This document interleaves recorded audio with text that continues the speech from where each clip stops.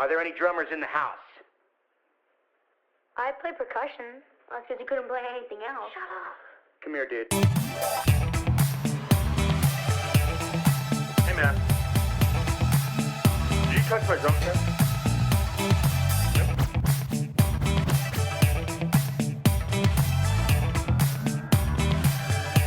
I am warning you right now, if you touch my drum, I will stab you in the neck with a knife.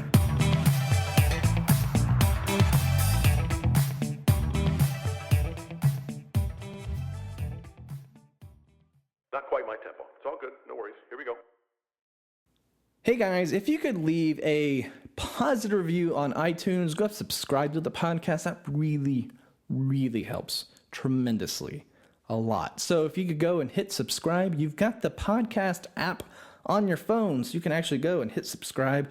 If you have an iPhone, hit subscribe to that bad boy. It helps out a lot. Positive reviews, and especially if it's an episode you like. If it's like, I don't know, Mark O'Connell from Take About Sunday, leave a good review like, hey, loved hearing Mark on the podcast, love to hear him again. Things like that really helps out. You can also go like us on Facebook, follow us on Instagram, Twitter. Also, you can go support us on the Patreon page, and also you can use PayPal as well, whatever way you like. All of it comes back to help the podcast, and I would greatly, tremendously love you forever. Thank you. Hey guys, welcome back to the Drumheads podcast. My name is Daniel, and this is episode 93 with Visionary Drum. Have you guys seen these? These things are so awesome. They're just so rad. They're like big stickers that you put over your drum heads. And I had Justin on. He is the owner of Visionary Drum, and it was just a great conversation because he made such a great point that I've really never thought of, that you can have a drum set and you can be all different colors. The hardware can be different colors. You can have different patterns, all kinds of stuff. But your drum heads are just they're just there. They've always just been drum heads. You really don't think about it. You can have clear, coated, white, black, red.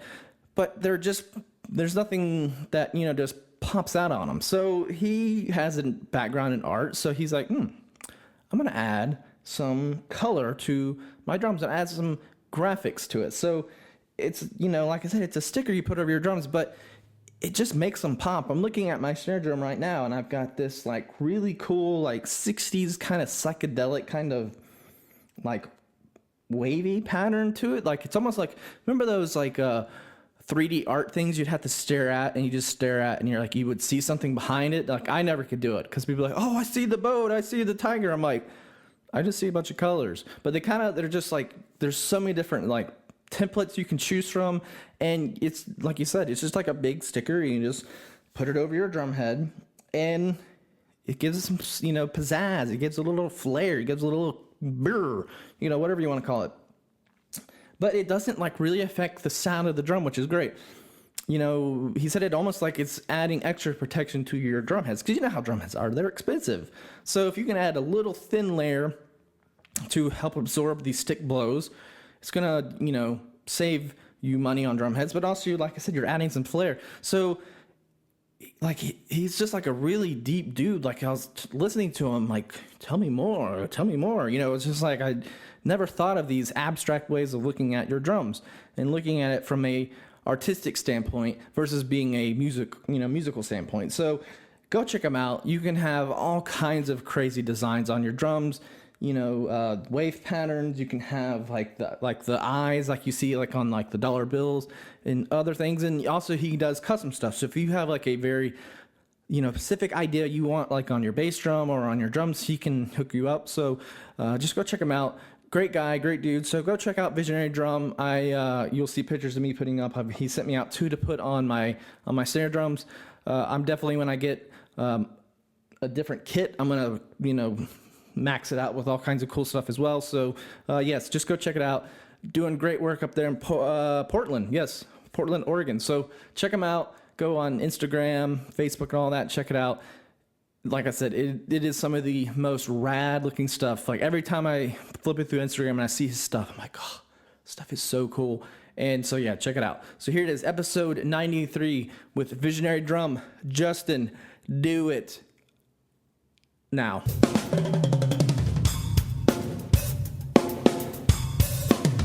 Hey guys, welcome back to the Drumheads podcast, and I am joined by Justin Potts of Visionary Drum. How are you, Justin? I'm very well, Daniel. Thanks for having me. I appreciate it. Did I say the name right, Justin? You got both Justin and Potts correct, 100%. Yay! I struggle sometimes with some harder last names. It's like, who is it again? Oh yes, okay. Now you corrected yourself. So yeah, well, cool. Well, Yeah. I really appreciate you coming on because I don't know how I came about learning about your company, but I think it's through Instagram. But I'm like, this is so rad, and I'm like, I have to get this guy on to talk about these drum heads. Well, thanks. Yeah, it's I'm excited about it too. So it's nice to have feedback from the drum community and Nice. see that other people like what I'm doing. Cool. Well, let's jump back into the past, and so because I like to kind of start there to kind of figure out the person I'm talking to is. So, did you come from a musical family at all, or are you kind of the lone black sheep? I am pretty much the lone music maker in the family. I mean, yeah, pretty much. I think I actually think my dad would have been a really good drummer. He sat down on my kit one time, and I was pretty amazed at what he did, having not, played drums for, 30 years. I guess he played with a friend's kit, many, many years before. And so I think my dad maybe had some natural rhythm and has some natural rhythm. But I started playing drums. A friend of mine and I in high school, I kind of started out first. I bought an inexpensive bass was the first instrument. I never had any formal lessons. But we just got a bass drum. We didn't have a pedal, so we turned it on its side. Oh, nice. And a snare drum, and that was pretty much it. That was the drum set for a while. And we would just get together and we'd make up and record a bunch of songs in one night.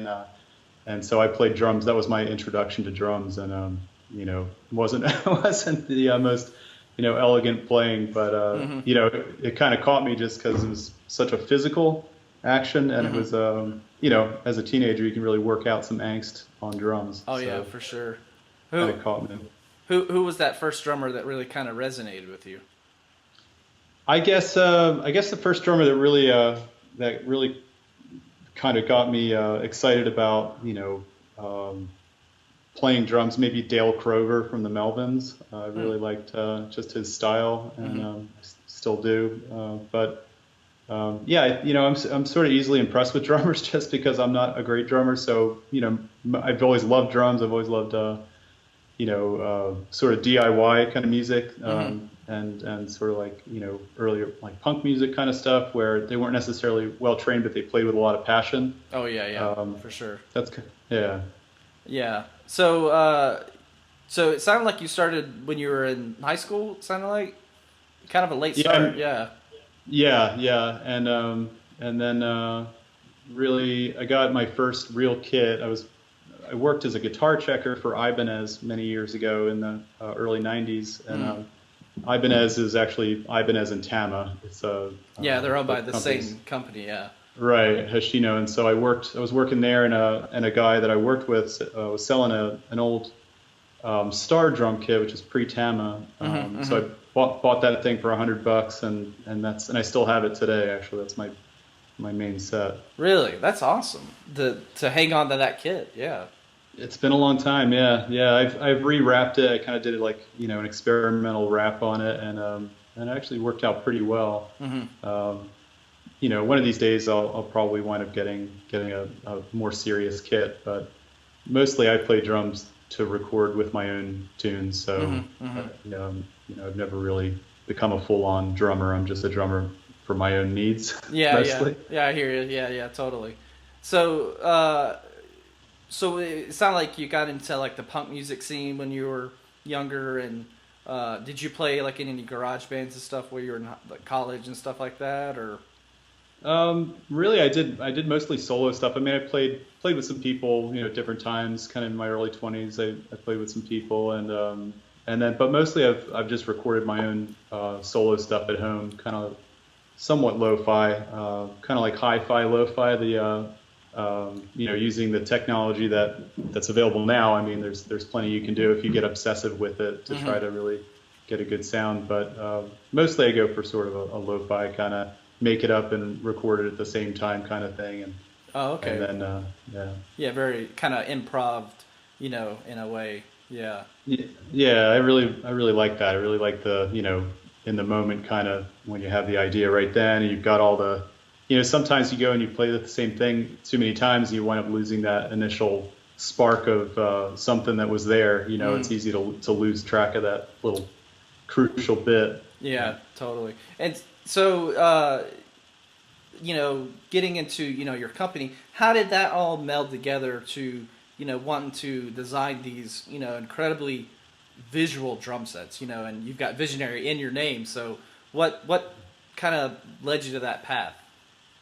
Well, I've been an obsessive artist pretty much my whole life. As a kid, that's what I really spent my time doing. I was making art, really obsessively all through my young years, and then all through high school, I'd be, working on one 30-hour drawing, move to the next one, and that's really what I spent a lot of my life on. And so, I'm attracted to visionary art. I've always kind of liked art that sort of,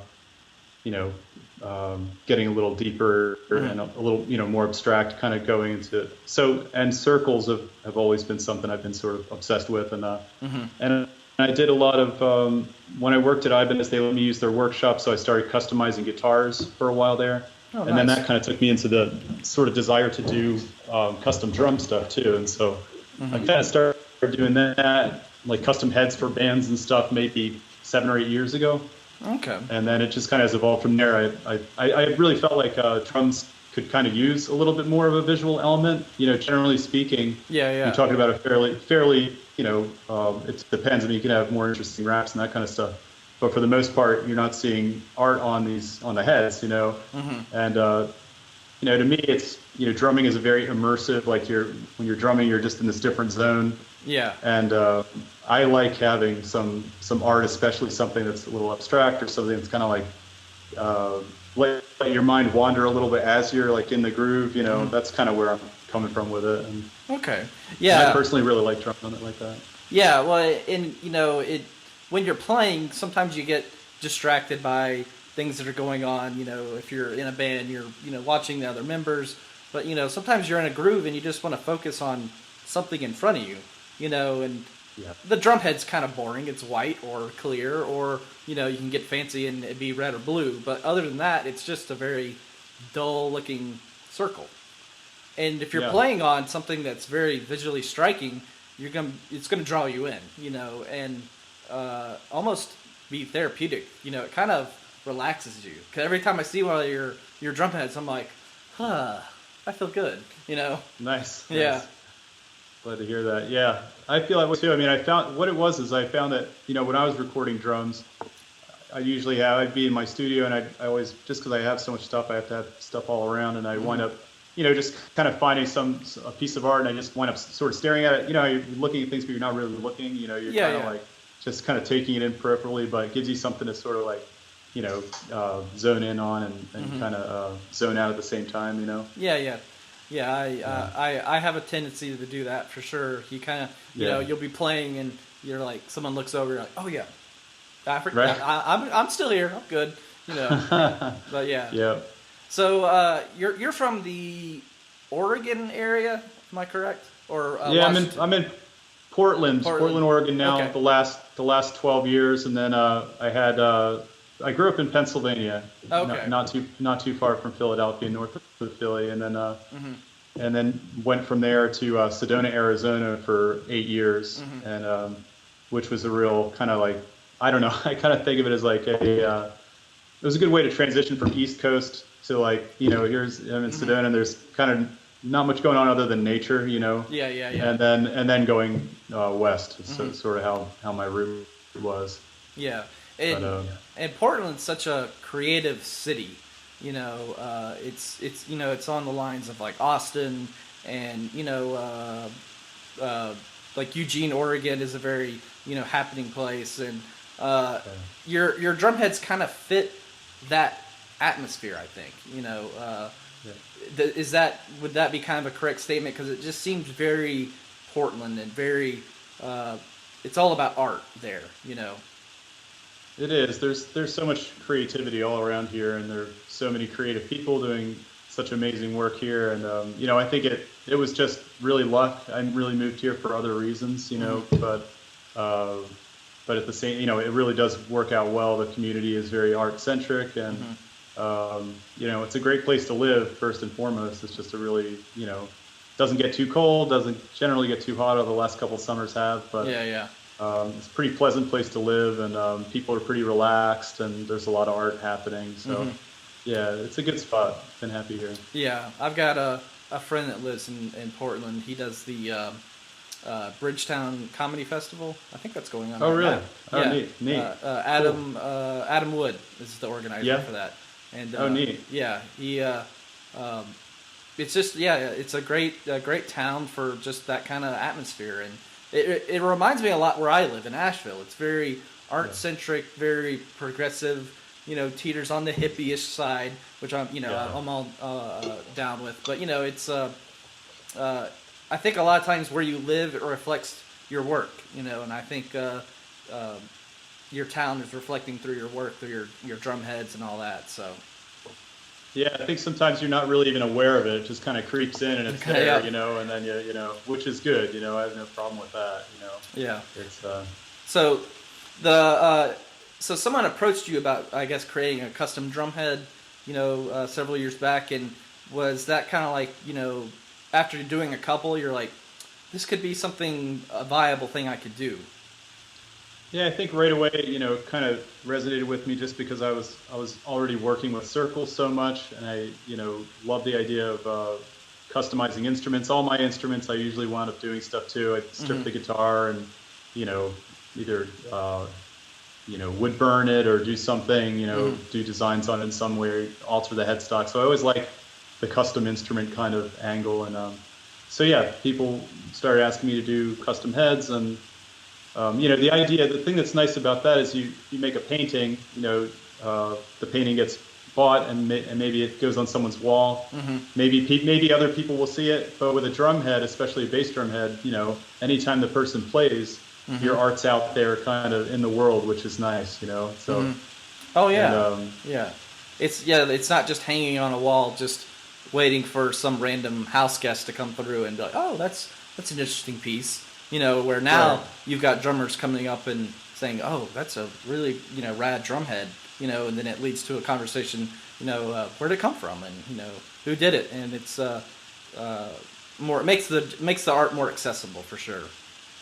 Yeah, I think so. It's a pretty good, you know, way to get art out there, and it's you know, I tend to obsess and really get involved, especially with a custom, you know, painted or drawn head like that, and so I don't mind putting in extra hours on it because it's something that's going to be seen by a lot of people, and it's just kind of not going to be tucked away in a closet or something. Yeah. So, how long typically does it take one of your heads to be made? You know, from is it some of it just someone just says, I want one of your heads, and they give you kind of a vague idea of what they want done, or do they have like a specific thing they want you to do? You know, it really goes like every possible way. Some people say, I just really like your work, kind of do whatever you like, you know, or I like these colors, or I have these kind of keywords, you know.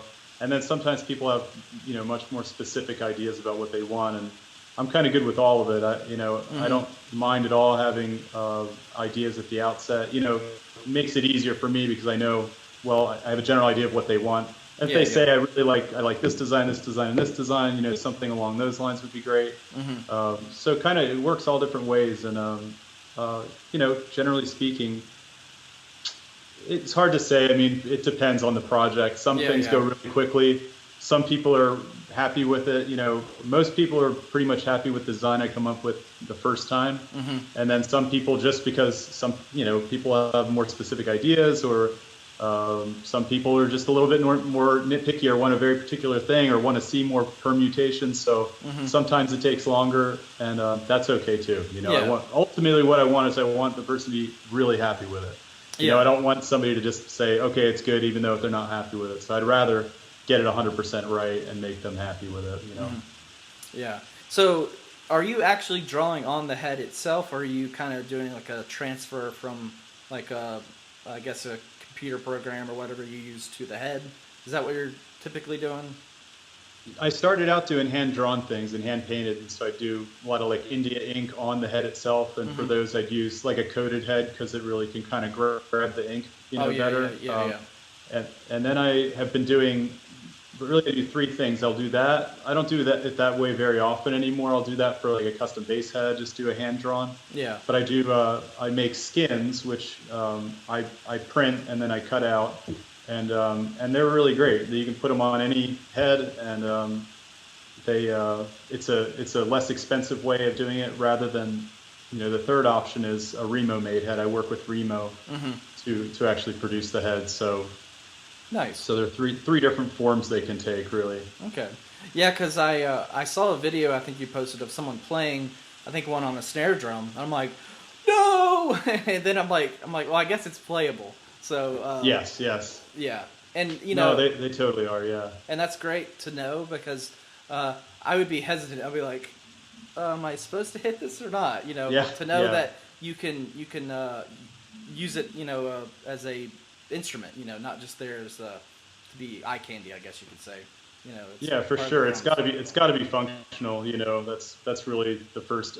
And really with the the hand drawns, the real limit on those is that a hand-drawn design on a snare will smudge and smear over time. I've played on them enough to know kind of what happens, and generally speaking, you get some blur in the middle. It still looks cool for a long time. The good thing about the skins is that when you that's a peel and stick kind of thing application, and they really preserve the head beneath, which is awesome. Like, I've got a buddy who works with me, helps me out sometimes, and he's a really heavy hitting drummer, and he used a skin and just really put it through the ringer and just played on about 45 hours of serious playing, and I really haven't seen anybody hit as hard as he does. And he used an ambassador head underneath, and he said normally he'd destroy an ambassador head in a night of playing, and we peeled it off, and it was looked like almost a new head underneath. Wow, which is really cool. Yeah. Huh. So I mean because I've seen people do that in the past. They'll put tape, a lot of tape, not just like a gaff tape just to dampen the sound, but they'll actually almost tape the whole head to preserve it. Wow. Yeah. And I'm like, really? Okay. And they're like, well, drum heads are not cheap. And so if you can find a way to make it last a little bit longer, but also be artistic, is really a cool idea. I never thought about that.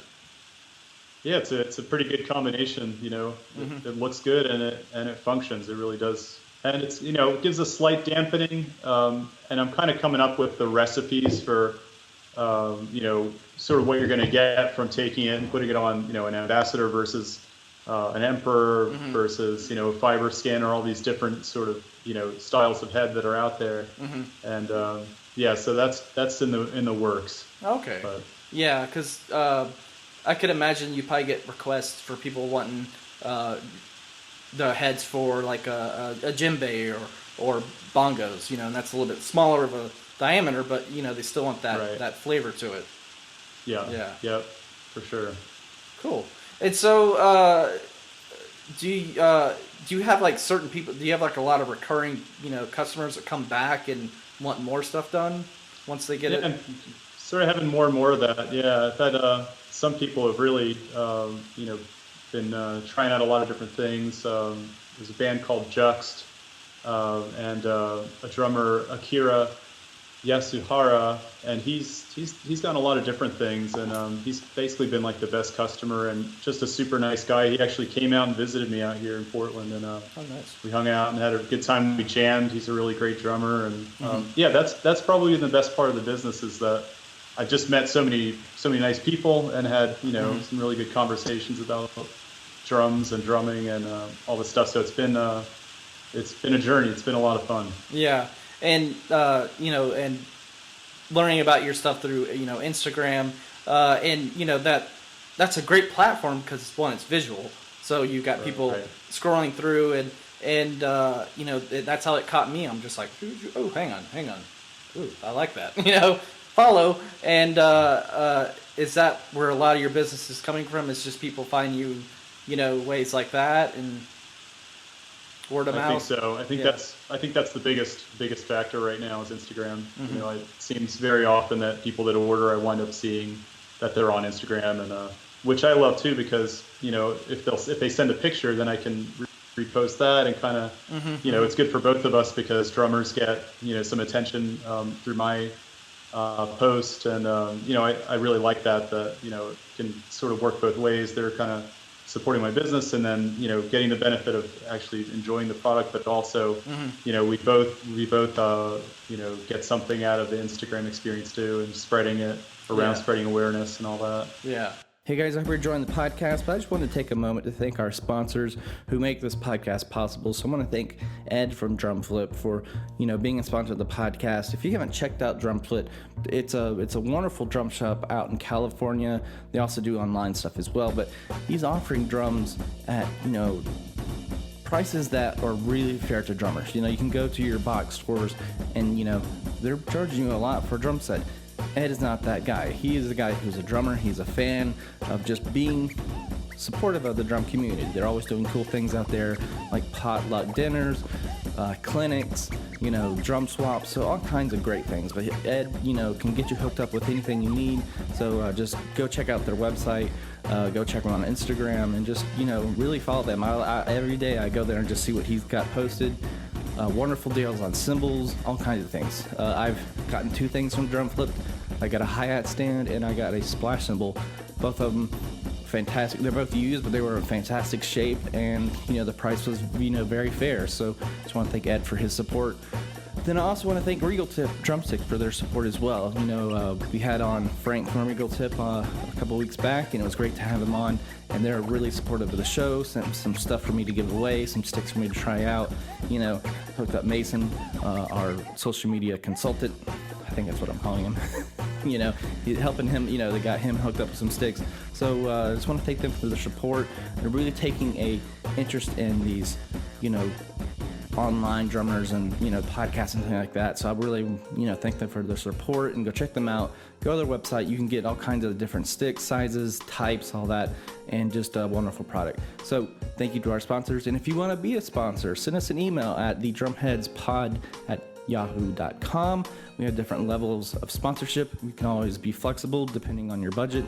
We can always figure something out. There's nothing set in stone, so, you know, if you want to be on the podcast as a sponsor, you want to be a sponsor of the Instagram page, whatever, or both, we'll figure something out. We can always work with you. We're kind of like Drumflip. We just want to help people get their name out there and just, you know, spread the love. So, again, thank you to the sponsors, and here's the rest of the podcast. Enjoy.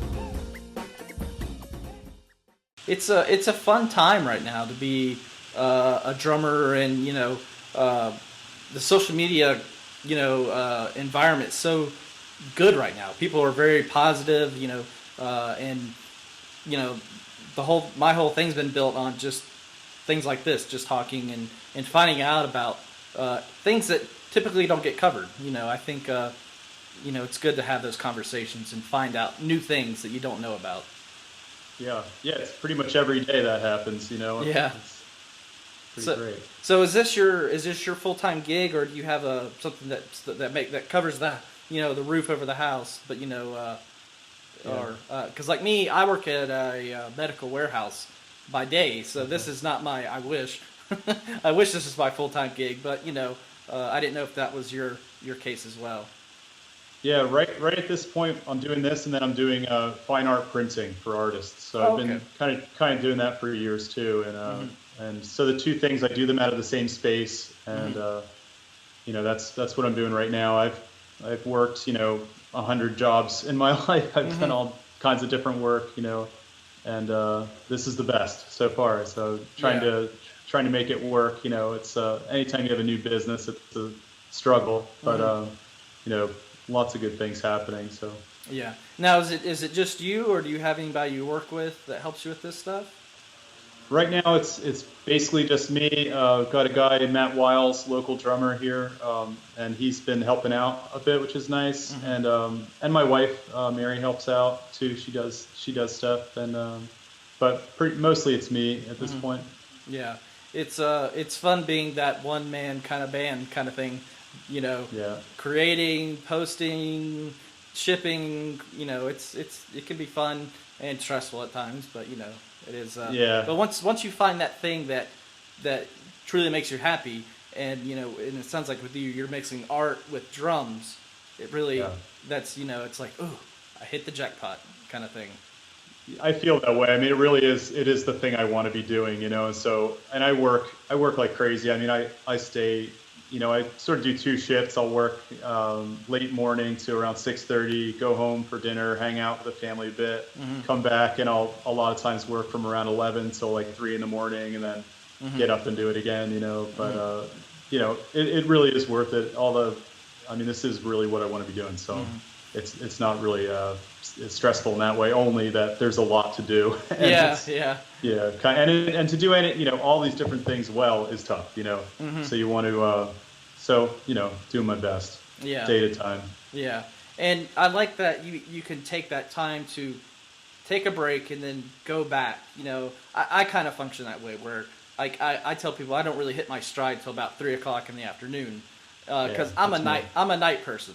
And me too, but when you have 4 kids and a wife, it's hard to do that. So you have to learn to balance that real good. But it's it sounds good that your wife's understanding about that. So is mine. So sometimes she'll be like, "Why are you still up?" I'm like, "Well, I'm doing something," But it's good to have that support.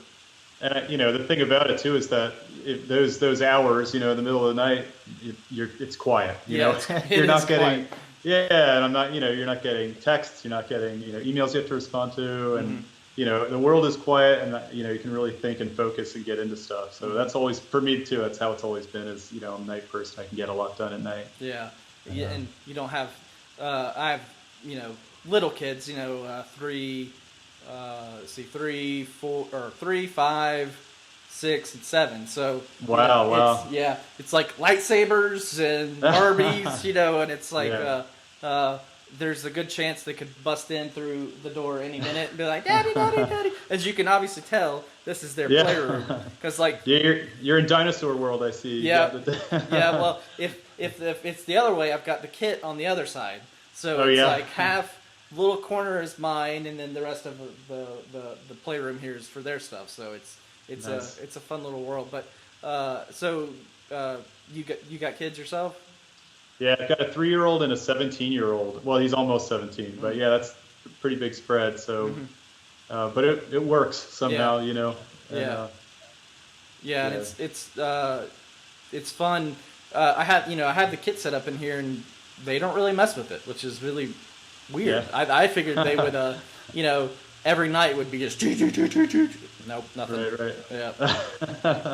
Yeah, my 3-year-old likes to play. When I can get my 17-year-old to sit down, I think he's really got some skills that hopefully he'll get into at some point. But the 3-year-old is pretty enthused about it. She always wants to play. Of course, she wants to play, and it's like she'll get down there. It's like 30 seconds, and then she's ready to do something else. Yeah. You got the 3-year-old attention span. But, yeah, exactly. Yeah, my 3-year-old she'll do the same thing. She'll bye. I'm like, all right, that was fun. I was gonna record you, but you gave up real quick. Right. Yeah, as soon as you get ready to record, that's when it ends too. It's like, oh wait, that was good. Let me get and then it's gone. Yeah. So I always like to ask this question: do you have a hobby outside of the art and the drum world that you like to do that kind of like lets your like for me it's movies. I'm a big movie nerd, and it's my way of kind of relaxing a little bit. Yeah, I mean, at this point, I really just don't have time for anything else. This is pretty much what I'm doing. I got a one-track mind, I mean, the fact that I can get, satisfied with art and, working with music stuff, I listen to tons of music. I'm obsessive music listener. But aside from that, walks through the neighborhood is basically my other recreation at this point, not a whole lot. Yeah, and that's, that's fine. It's sometimes it's the little small things you do that just gets you, back to... a normal level head till you can immerse yourself back into what you're doing. Yeah. I mean, what I do is I have my acoustic in here. I'll just pick up the guitar and play if I need to clear my head a bit, and my studio has tall ceilings, so the guitar sounds really nice in here. So it's easy to kind of get into it. Yeah. So what drummers are you really into right now, or music? You know, well, I don't know. Lately, I've been obsessing on this band, White Fence. I think they're out of San Francisco, and that's uh, that's the music I've been listening to a lot. And I started going back and listening to the first Mark Lanigan solo album I've been listening to. But I mean, I don't know. I listen to tons of stuff, and I just I can never seem to think actually of what it is that I'm listening to at any given moment. So the fact that I got two out is pretty good for me. Yeah. But yeah, as far as drummers go, though, I mean, like I said, I mean, I just sort of enjoy all kinds of drumming. I'm not like a super technical. I'm not a drum aficionado, Yeah. aficionado. It's more, I just sort of appreciate drummers in general. I mean, if you can do what I can do or more, I'm impressed. Yeah. It's, it comes down to just the song and the groove, and I guess I'm sort of easily satisfied with drums. But. Well, and there's a lot of people who the flashy stuff, they get bored by it. Sometimes I get bored by it. I'm like, you can only do so many wicked fast chops and all that kind of stuff, and it gets boring after a while. I'm starting to really appreciating a good groove, and focusing on listening to music that has a very groove oriented sound, Yeah. Maybe that's just me getting older, because I mean, I grew up in the 90s where it was all, playing as fast as you could and stuff like that, so.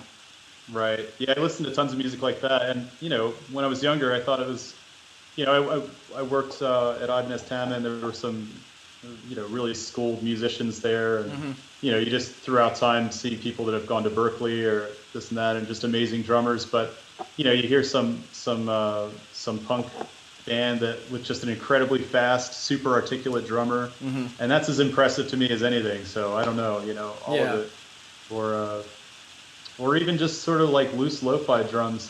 Sometimes you have just really creative, interesting stuff happening that probably a learned drummer wouldn't be impressed, but I am. Yeah. Well, and there's everyone has their thing that they're into. So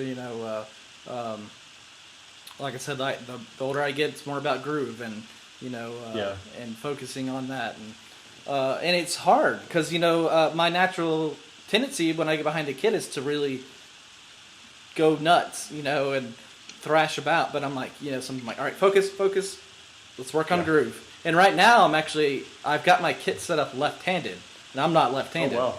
So I'm wanting to really work on my left hand to get it straightened up, and so I'm like, well, the only way I'm ever going to do this is to start playing left instead of right, and just to kind of push my brain to that limit, and it's hard. I mean, it's to reprogram your feet and your hands to play completely different is tough, but it's fun at the same time. Yeah, I think it really is good in the long run, to do that. I remember for some time I was trying to do as much stuff as I could with my left hand, all the things you reflexively do with the right, and I mean, who knows? I don't know if it actually helped or not, but I feel like it did, Yeah. Well, and I've tried to play like open-handed and stuff like that, and it never really clicked. And so I think I saw someone set up their drum set left-handed, and I'm like, let's give that a try. It's just for me right now with my kids' playroom. It's just moving the hi-hat and the ride and the snare just one thing, and it's real quick. So it's not like I can mess anything up. Right. Which is good. Yeah, I've got to try that. I've never even managed to do that. It's silly. I should try that out. Yeah. I put a video up yesterday. I'm like, what's the feedback going to be on this? Because it's pretty brutal, and luckily people were like, oh, you're doing left-handed. Okay, I'll cut you a little slack. Yeah. Well, maybe I should start telling people that I'm left-handed and that I'm playing in a right hand, so that'll explain my my lack of chops. Yeah. Well, I mean, being my co-host sometimes it comes on, we were talking about chops and how, as much as it's like the gospel chops, have you seen those guys that just like, they're trying to throw down as many beats as they can in a short amount of time. And a lot of kids are obsessing over that. Like, that if you're not a good drummer unless you can do this, like real fast stuff. And we're like, a lot of drummers are not focusing on groove and shuffles and things like that, and music that you're into. They're like, oh, it's boring. Who cares? And I think, no, there's a place for it. You need to slow down and focus, on that. I think it's going to make you a better musician, for sure. Yeah. Yeah, I mean, there's kind of a place for everything ultimately. I mean, it's amazing. It's amazing what people can do. It really is. And you see, I see just drum videos, and it's just absolutely incredible what drummers can do. Yeah. And it's changed a lot, since I was in, high school and stuff like that. Just the, the ability to learn this stuff. The internet was, dial up when I was in high school, so you couldn't go on YouTube. There was no YouTube.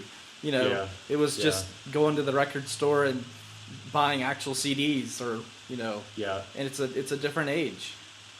Yeah, it is. Yeah, it's pretty amazing. It seems like it's really evolving things, a lot more rapidly than it ever would have happened, because you're able to take in so much more information, see how people approach things, and it's pretty fascinating just to see. Of course, I mean, things are changing pretty rapidly across the board in the world. But just to see how that pushes.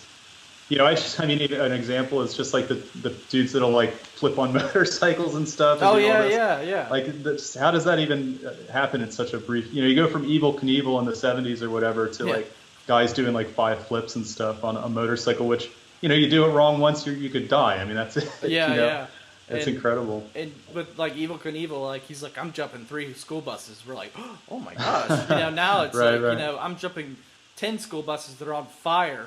Yeah, and I'll jump off the bike and get with some birds for a minute, and then back down. It's like, it's ridiculous, and I'm like, well, I mean, if you can do it, have at it. But it's impressive. It's not me. No, there's no way I would be caught doing that. I don't even like roller coasters, let alone. Right. I don't even like going fast in a car. Like if someone's going fast in a car, I'll be like, slow down. I'm like, I'm the grandfather who doesn't like to go fast. Right. Yeah, I'm a play it safe kind of guy in terms of moving at speed on heavy objects. Yeah. I even in high school, we're like, I'm like, how fast you going? 10 over. I'm like, slow down. I don't want to, but that's just me being me, I guess. I don't know. I get made fun of a lot at work. They're like, because we drive vans, and they're like, you drive so slow. I'm like, it's okay. I'm cautious. Well, you're still here intact, so that says something, Yeah. If you're a risk taker, getting it up on 2 wheels for the fun of it, maybe you'd be. Yeah. So, anything that's coming up in the future that you're working on with your company? I'm doing, I'm working on kind of, there are a lot of things still to do for the company, so I'm trying to, I'm going to be working with my buddy Matt to do sort of more of a systematic kind of video series, kind of showing the effect of putting skins down, and the great thing about the skins too is you can layer them, so you can do one that covers the whole thing, and then you can put like a smaller 5-inch one in the middle and sort of dial things in. Yeah, it's really nice, and you can take them off and it doesn't do any damage to the bottom sticker, which is so cool. So I'm working on some stuff like that. I'm going to be doing some ring style ones where you can have a ring and then change up the design in the middle and give like maybe a few different center ones, so you can change up your design, which is kind of fun. Nice. I'm doing some custom stuff now. That I just finished a head for the drummer from Boston who died not too long ago. Sib Hashian. Yeah. I don't know if I pronounced that right, but yeah, it seemed like super cool guy, and some friends of his commissioned a sort of a tribute head to him. It's going to go on his drum kit, which is a real honor to work on. And anyway, I just finished that one up, and I just did a couple other custom heads, and I'm just going to keep on pushing forward with it and keep enjoying it. Yeah. Well, and I like the idea that of making smaller ones you can put on the head for dampening or protection, but to have it be artistic, where it's so easy you could just put down a piece of gaff tape, looks bland, blah, and this you're adding some color to it and making it fun. Yeah. That's where it's at as far as I'm concerned. I really like I like the idea to have a kit that looks like nobody else's kit too, be able to mix up designs and that kind of stuff. And do you get a lot of people coming in wanting to work with like making a custom drum set, like with the shells and whatnot, or I've been asked about it, yeah, and I'd like to do it. I do plan on eventually offering some raps. I'd really like to do that, and like I said, I've experimented with that a bit, and it worked out well. There's just a lot of sort of small details about how to make that so that it's gonna be a user applied thing. Yeah. And just there's some steps that'll have to be worked out as far as how to explain it all well and get it so that people can get it done right and all that. Yeah. And it's kind of on the back burner. I have so much happening just with the skins and the heads right now. So. Yeah. But one of these days. Yeah, it's I hear you. Everything's it's a process, and when it's you and a couple of people helping out, it can be stressful, but it's also enjoyable at the same time. The adventure of trying to figure it out is fun. For me, I like to solve the problem. Right. Yeah. Cool. Well, where can people find you? Go to your website, Instagram, and all that. Yeah, visionarydrum.com, which right now is an Etsy shop, but the kids, as you mentioned, there's a possibility. Yep, there she is. Hey, looks very much like my daughter. My daughter is blonde and about 3 years old too. Hello. Yeah. Can you say hi? Say hi. Hi. Hi. Yeah, nice. She's I heard the door close. I'm like, yep, here they come. Here it comes. Well, yeah, the kitty's coming. Yep. Well, kids are the best thing in the world, so kids are A-okay. This kitty gets tortured. she Being loves the youngest. she's the youngest, and she loves it a little too much. She wants to show the cat. Yeah. There's the cat. There's Cookie. Nice to see you, Cookie. All right. Yeah, she loves that cat a little too hard sometimes. Okay. Hi. Hello. This is the middle one. Okay, and there went some toys. All right, come on, Daddy's. Can you say bye real quick? I'll be done in 2 minutes. And then Bye. Bye-bye. say bye. Bye. Okay. Come on. Take the Paw Patrol and go play. You know how it is having a 3-year-old. When they want to do something, they're gonna do it. Yep, absolutely. Yeah. Did you see that? There's a funny video clip of someone giving an interview on network news or something, and then the kid crawls in, and the mom comes, grabs the kid, and sort of like trying to get down low on the carpet, get him out to be as discreet as possible. It was pretty hilarious. I like those moments though. I think when people try to like have this facade of like, oh, it's this perfect thing and we can't have errors and interruptions. Yeah. I'm not gonna edit that out. Yeah. No, it's like that's kind of a good part of the interview. Actually. Yeah, because I had someone listening one time and they loved it. I'm like, well, all right, if it happens, I'm gonna leave it in. So. Right. I don't try to pretend it's something that it's not. It's a good way to go. Yep. Yeah. Be honest about it. Yeah. So you can visit your shop and get. So you have sizes, I guess, from like maybe 6-inch all the way to what's the biggest skin you make? I can even do marching drum sizes really. Oh, so wow. I can kind of do any size. Yeah. Pretty much up to 42 inches is about as big as I could go. Yeah. So you gotta get a huge drum set. Actually, I guess Dale Crover from the Melvin does have a huge set. So if he ever comes to me. Yeah. But yeah. So and then the same thing with the Remo made heads. They can do. I think they can do 6. I'm not sure if it starts at 8, but they can do up to like marching band sizes and stuff too. Nice. And yeah. How did that did they reach out to you with Remo, or was it just actually? Like yes. It was a company out of Massachusetts asked me to design a head for their banjo ukulele, and the Magic Fluke is the name of that company, and they make these handmade in the U.S. instruments, and so I did this design, and then they were having that made through Remo, and the guy from Magic Fluke said, Remo really liked your art, they seem pretty excited about it, and you should maybe talk to them and see if they want to, work with you to make some custom heads. And so I got in touch, and they said that, they seemed, but they said that they probably wouldn't be adding new graphic stuff to their site until they redo it, et cetera. But he said, and then I wound up asking him, about making heads based on my stuff. And, usually it's not too easy to get an account with them, and you have to, pay a lot of money up front. And so they kind of gave me a little bit of a deal to make it easier for me to get it to happen. I had to buy a good amount of stock, but not as crazy as it might have been. And they've been great. They've been really great to work with. Yeah. Well, and when you said banjo, it just totally blank because that's a drum head, and you can add a little bit of flavor to your banjo through that. For sure. Yeah. So that's another thing I did. Just like, ooh, that's a good idea. Yeah. It's funny. I haven't ever actually really thought about that with this business, but it's true that I could certainly do that because they'll do it on a banjo head. So. Yeah. Yeah. Well, cool. Well, I really appreciate you being on. Like I said, I always learn a lot from these podcasts. It's always fun to talk to somebody who's doing something different. It's easy to talk to the mainstream people. I don't want to, I know their story. I want to know your story and how things are made. So I really appreciate you being on. I really appreciate it too. It was a lot of fun, and enjoyed talking to you. Yeah. So if you anytime you want to come on and promote something, just let me know. We'll figure something out. Sweet, Daniel. I appreciate it very much. Yeah. Well, let me hit stop real quick. So thank you guys.